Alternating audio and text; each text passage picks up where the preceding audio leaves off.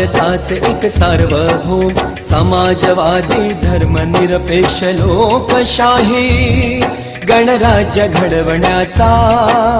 त्याच्या सर्व नागरिकास सामाजिक आर्थिक व राजनैतिक न्याय विचार अभिव्यक्ती विश्वास श्रद्धा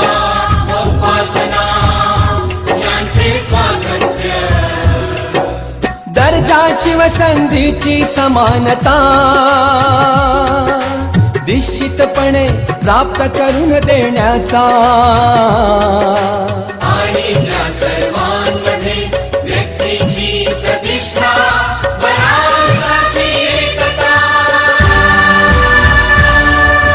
आणि एकात्मता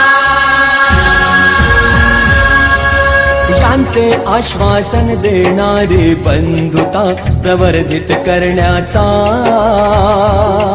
संकल्पपूर्वक निर्धार करून